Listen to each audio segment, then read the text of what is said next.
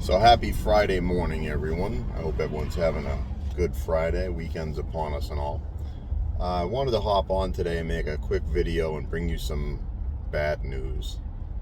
I don't like to be the harbinger of bad news, but I think it's important to recognize a few things. So let's run down a quick, short, poignant list. 9/11, the execution of the Iraq War, NSA wiretaps, metadata collection, IRS targeting, Benghazi, Libya, Hillary Clinton's secret illegal server hidden in the bathroom of her home with classified and secretive materials on it.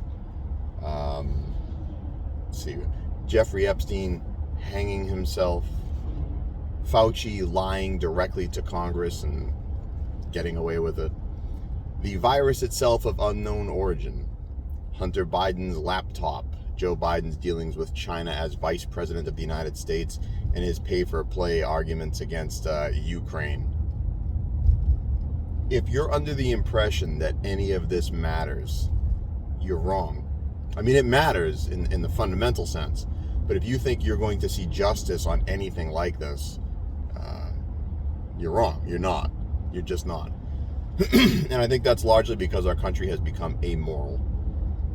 We are an amoral nation, largely. Not everybody, not even the majority, but like 49.99% of this country is wildly amoral, maybe 51%. And why is that? How did that happen? I think it happened when we started self-flagellating about every little thing. A history class in this country for most kids over the past decade is not really a history class. It's a laundry list of all the reasons why the United States sucks. That's really what it is. We've chopped away at the roots of this country systematically for decades now. The core tenets and principles that founded this nation are now taboo. You can't mention God, you can't mention liberty, you can't talk about individual freedom and individual rights and individual responsibility without getting a sidelong glance. We've really, really, really done some damage to the fabric of the country with the division. People love to dig up the racist past of the country. And they love to hold that out as either reason for their failure or evidence of someone else's cheating. And it's just, we've got a whole bunch of people standing out in a room aiming guns at each other. And my fear is that that's actually what it's going to come down to in the long run, right? I've heard it said that that conflict is like a plate glass window moving towards you. You really can't see it because you're looking through the plate glass window. But the people standing off to the side, they can see it from their perspective. I think that's kind of where we are. Like I said, a nation without roots that are strong will topple. It's like a tree in a field with a strong wind gust. If there's no roots on the tree, it tips right over. We have no unifying symbols anymore. We have no unifying songs. We have no unifying morals. We have no unifying culture. We're not unified. The people are not united. The states are united by the tyranny of government, but the states aren't sovereign and individual like they're supposed to be. See, instead we allowed the federal government to become so powerful that it can stretch its tentacles out of the Leviathan that lives on the Potomac all the way across the nation, and it can impact your life in very subtle ways and very blatant ways. It's to the point where the government has so much power that it's become dangerous to whoever doesn't hold the reins of it. That's how each side views it. When the other side has the reins, they're a danger. And truth be told, they're right. The federal government should not have the level of power it has. It really shouldn't. Back in the day, they used to say these United States, not the United States, because the states were individual sovereign countries. I mean, that's really how people looked at it, honestly. I mean, Lee, you look at General Lee during the Civil War.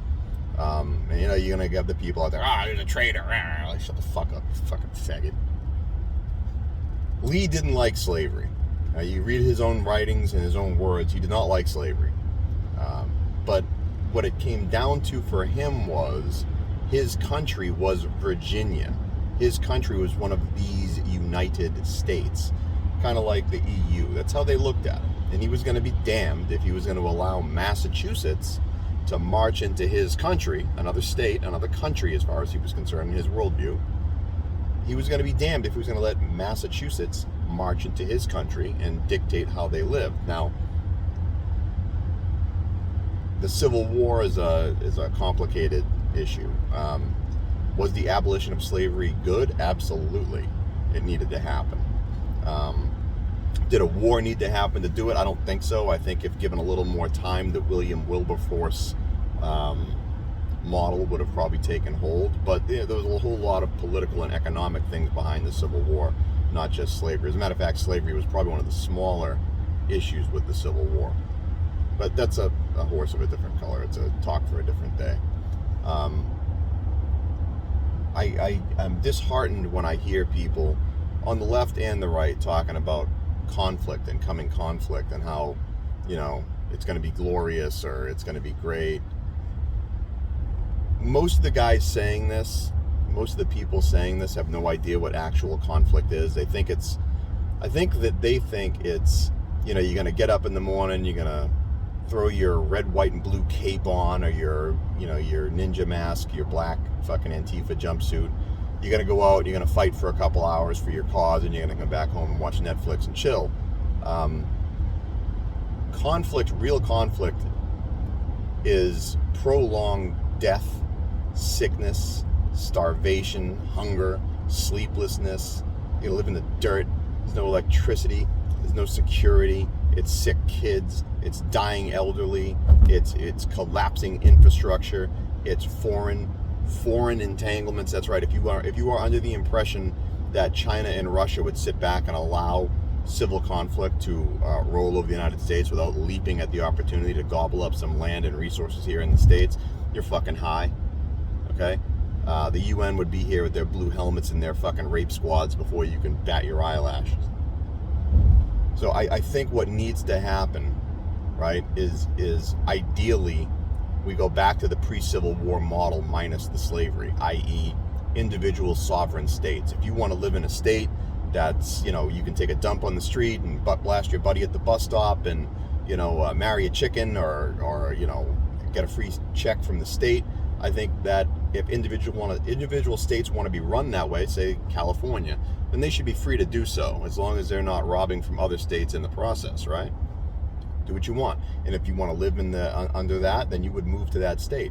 If you wanted to live in a more agrarian culture, a more libertarian culture, maybe farming communities, or just a little more rural areas, or you wanted to live by a more moralistic, religious moral code, I think that states should be allowed to operate that way. And if you don't like the way that state operates, or you do like it, you can move there or not move there, right? Wouldn't that cut down on all the conflict if the states were individual and sovereign? You could get away from all the right-wingers.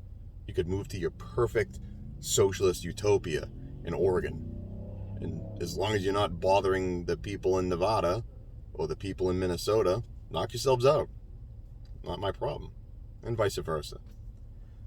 But I think the chances of that happening are slim to none. The chances of the federal government being like, you know what, yeah, we're going to give back some power. We have too much. And name me one time in history where the federal government said, you know what, we took this power in an emergency situation and we're going to give it back now because, it's not going to happen. So I think conflict is on the horizon. I don't want it to be. I'm not advocating for it at all. I would like to see a peaceful divorce or a peaceful division, or, like I said, going back to that pre-Civil War mindset and structure. But, like I said, I don't think it's going to come down to that. I think we're in a cold Civil War right now. We already have political killings happening sporadically throughout the country. I know people don't want to remember this if you're on the left, but the people being hunted down with the MAGA hats and shot and the whole bit. Well, the Bernie Sanders peaceful protester peacefully protesting the lives of the Republican senators playing the baseball game, which is amazing to me that January 6th, when not a single government official in Congress was hurt, that's like the big fucking thing. But you had an assassin show up and attempt to murder an entire fucking political party in the Congress and the House. That's no big deal. Anyways, that's all I got. Happy Friday.